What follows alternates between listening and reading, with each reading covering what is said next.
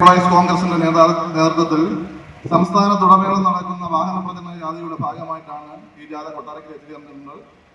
ഈ സ്വീകരണ സമ്മേളനത്തിന് സ്വാഗതം ആശംസിക്കുന്നതിന് വേണ്ടി യൂണിയന്റെ general secretary Shri M S ശക്തിരമ്പിളയെ ക്ഷണിക്കുന്നു.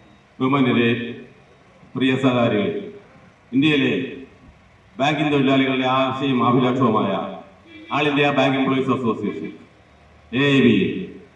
AABയുടെ കേരള ബാങ്കിലെ ഘടക യൂണിയനായ കേരള ബാങ്ക് എംപ്ലോയീസ് കോൺഗ്രസ് കഴിഞ്ഞ 4 ദിവസമായി കേരളത്തിലെ കേരള ബാങ്കിന്റെ 826ഓളം ശാഖകൾ പര്യടനം നടത്തി ഇന്ന് കൊല്ലം ജില്ലയിലെ എത്തിച്ചേർന്നിരിക്കുകയാണ്. കേരള ബാങ്കിന്റെ ജില്ലാ ആസ്ഥാനത്തിന് മുന്നിൽ നിന്നും AABയുടെ സമാരാധനായ ജില്ലാ സെക്രട്ടറി ജി ബാബു ഉദ്ഘാടനം ചെയ്ത് കരുനാഗപ്പള്ളിയുടെ പ്രിയങ്കരനായ MLA ശ്രീ CR മഹേഷ് ഉദ്ഘാടനം ചെയ്ത് ശാസ്താംകോട്ടയിലെ AABയുടെ മണ്ഡലം സെക്രട്ടറി ജി പ്രദീപ് ഉദ്ഘാടനം ചെയ്ത് പത്തനാപുരത്ത് KPCC general secretary Shri CR Najeeb ഉദ്ഘാടനം ചെയ്ത് പുനലൂരിൽ AABയുടെ സംസ്ഥാന കൗൺസിൽ അംഗം ജോബോയ് പെരേര ഉദ്ഘാടനം ചെയ്ത് നമ്മുടെ ജാഥ കൊട്ടാരക്കരയിൽ സമാപന സമ്മേളനത്തിൽ എത്തിച്ചേർന്നിരിക്കുകയാണ്. മോഹന വാഗ്ദാനങ്ങൾ നൽകിയാണ് നമ്മൾ ഈ സഹകരണ മേഖലയിലെ അപേക്ഷ സ്ഥാപനമായ കേരള ബാങ്ക് എന്ന് പറയുന്ന ഒരു ഷെഡ്യൂൾഡ് ബാങ്ക് നിലവിലുണ്ട്. അന്ന് മുതൽ നമ്മുടെ ജീവനക്കാർ അനുഭവിച്ച ദുരിതങ്ങൾ ഒട്ടേറെയാണ്. 6500 ജീവനക്കാരുള്ള 14 ജില്ലാ സഹകരണ ബാങ്കുകൾ ലയിപ്പിച്ച് അവസാനം 13 ജില്ലാ സഹകരണ ബാങ്ക് മാത്രം ലയിച്ചുകൊണ്ട് മലപ്പുറം ജില്ലാ ബാങ്ക് മാറി നിൽക്കുകയും ഈ ഒരു പ്രത്യേക ഓർഡിനൻസിൽ കൂടി മലപ്പുറം ജില്ലാ ബാങ്കിനെയും കൂടി നമ്മുടെ കേരള ബാങ്കിൽ ലയിപ്പിച്ചുകൊണ്ട് സമ്പൂർണ്ണ ആധിപത്യത്തോടുകൂടി കേരള ബാങ്ക് നിലനിൽക്കുമ്പോൾ 6500ഓളം ജീവനക്കാരുണ്ടായിരുന്നു. ഈ 6500 ജീവനക്കാരില് ഇന്ന് വെറും 4500 ജീവനക്കാരാണ്. ഈ 4500 ജീവനക്കാരെ വെച്ചുകൊണ്ട് എങ്ങനെ 826 ശാഖകൾ മുന്നോട്ട് പോകും? നമുക്കറിയാം, നാഷണലൈസ്ഡ് ബാങ്കുകളിലും ഷെഡ്യൂൾഡ് ബാങ്കുകളിലും ഒരു ശാഖയിൽ 5-6 ജീവനക്കാരുള്ളപ്പോൾ കേരള ബാങ്കിൽ ഒരു ശാഖയിൽ കയറി നോക്കിയാല് 2 ജീവനക്കാർ, ഒരു മാനേജറും ക്യാഷ്യറും മാത്രം. എങ്ങനെ ഈ ശാഖ മുന്നോട്ട് പോകും? ശാഖാപ്രവർത്തനങ്ങൾ മുന്നോട്ട് പോകും? നമ്മൾ സഹകാരികളെ, നമ്മുടെ പൊതുസമൂഹം ആഗ്രഹിക്കുന്ന രീതിയിലുള്ള ഒരു സേവനം നമുക്ക് നൽകാൻ കഴിയുന്നുണ്ടോ? എന്താണ് ഇവിടെ ഒരു നിയമന തടസ്സമുള്ളത്? ഒരു നിയമന തടസ്സത്തിന്റെ ആവശ്യം എന്താണ്? ലക്ഷക്കണക്കിന് തൊഴിലധികരെ ഉന്നത വിദ്യാഭ്യാസം കരസ്ഥമാക്കി സഹകരണ ഡിപ്ലോമകളും ഉന്നത സഹകരണ മാനേജ്മെന്റ് ബിരുദങ്ങളും കരസ്ഥമാക്കിക്കൊണ്ട് നമ്മുടെ കേരളത്തിലെ തൊഴിലാതെ അണിഞ്ഞു നടക്കുമ്പോൾ 2000ഓളം വേക്കൻസികളാണ് കേരള ബാങ്ക് നിലവിലുള്ളത്. കേരള ബാങ്കിന്റെ ജില്ലാ ആസ്ഥാനങ്ങൾക്ക് മുന്നിൽ വമ്പിച്ച പ്രതിഷേധ സമരം നടത്തി. മുൻ വർഷങ്ങളിലൊക്കെ നടത്തിയ സമരങ്ങളുടെ തുടർച്ചയാണ് നമ്മളിപ്പോൾ നടത്തിക്കൊണ്ടിരിക്കുന്നത്. ഇത് 3ാം ഘട്ട സമരമാണ്. കേരള ബാങ്കിലെ ജീവനക്കാരുടെ ശമ്പളം വർഷിക്കാൻ ആനുപാതികമായിട്ടാണ് സർവീസ് കോപ്പറേറ്റീവ് ബാങ്കിലെയും കാർഷിക വികസന ബാങ്കുകളെയും അർബൻ ബാങ്കുകളിലെയും ശമ്പളം പരിഷ്കരിക്കുന്നത്.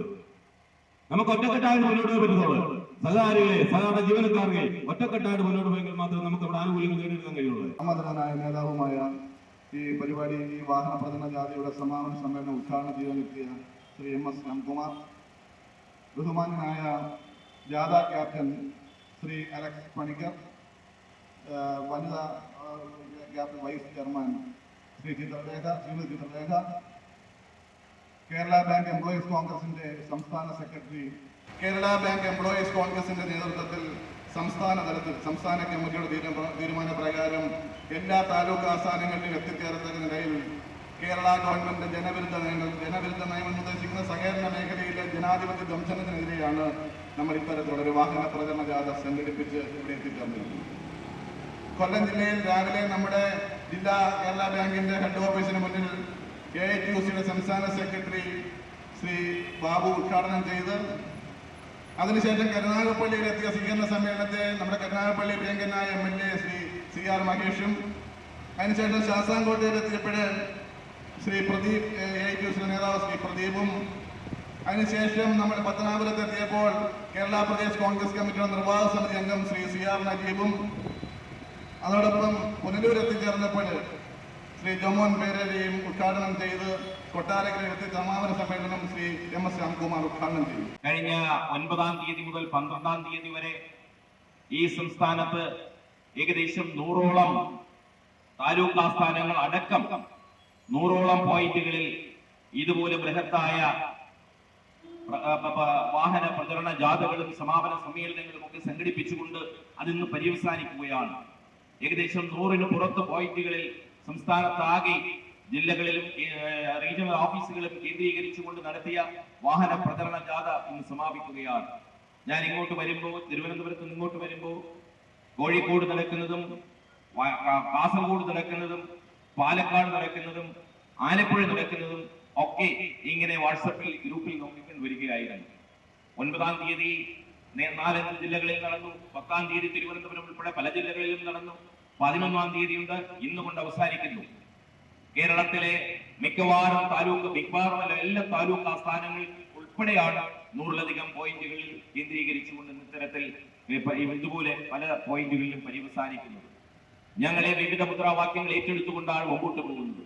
കേരള ബാങ്കിലെ ജീവനക്കാരെ സംബന്ധിച്ചിടത്തോളം കേരള ബാങ്കിലെ ജീവനക്കാരുടെ ശക്തമായ സംഘടന എന്നുള്ള നിലയ്ക്ക്, പ്രതികരിക്കുന്ന സംഘടന എന്നുള്ള നിലയ്ക്ക്, പ്രതിഷേധിക്കുന്ന സംഘടന എന്നുള്ള നിലയ്ക്ക്, ബാങ്കിന്റെ ഡെവലപ്മെന്റിന് വേണ്ടി അക്ഷീണം പോരാടുന്ന പ്രവർത്തിക്കുന്ന സംഘടന എന്നുള്ള നിലയ്ക്ക് കേരള ബാങ്ക് എംപ്ലോയീസ് കോൺഗ്രസ് കേരള ബാങ്കിനകത്ത് എന്നും പ്രസക്തമാണ്. അത് മാനേജ്മെന്റിന്റെ മുന്നിലായിരുന്നാലും ശരി, ഭരിക്കുന്ന വകുപ്പ് മന്ത്രിക്കാരുടെ വീക്ഷണത്തിലായിരുന്നാലും ശരി, സഹകരണ വകുപ്പ് സെക്രട്ടറിയുടെ കാഴ്ചപ്പാടിലായിരുന്നാലും ഒക്കെ ശരി, അവിടെ ശ്രദ്ധേയമായ സംഘടന കേരള ബാങ്ക് എംപ്ലോയീസ് കോൺഗ്രസ് ആണ്. 29/11/2019, അതായത് നവംബർ മാസം 2019 നവംബർ മാസം 29-ാം തീയതി കേരളത്തിൽ 3 ടയർ സംവിധാനത്തിൽ നിന്നും 2 ടയർ സംവിധാനത്തിലേക്ക് കേരള ബാങ്ക് ജില്ലാ സഹകരണ ബാങ്കുകളെ സംയോജിപ്പിച്ചുകൊണ്ട് കേരള ബാങ്ക് രൂപീകരിക്കപ്പെട്ടു സംസ്ഥാന സഹകരണ ബാങ്കുമായി.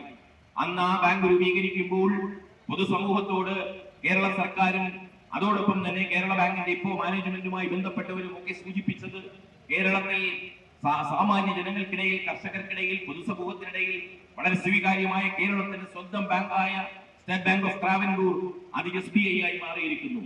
അങ്ങനെ സാധാരണക്കാർക്ക് സമീപിക്കുവാൻ കഴിയുന്ന, അവരുടെ സാന്നിധ്യം ലഭിക്കുന്ന, അവരെ സഹായിക്കുവാൻ കഴിയുന്ന, നമ്മുടെ നാടിന്റെ പ്രാദേശിക വികസനം അനുസരിച്ചും പ്രാദേശിക പൊതുസ്വഭാവം അനുസരിച്ചും പ്രവർത്തിക്കുവാൻ കഴിയുന്ന ഒരു ബാങ്കായി പകരം കേരള ബാങ്ക് ഇതാ വരുന്നു.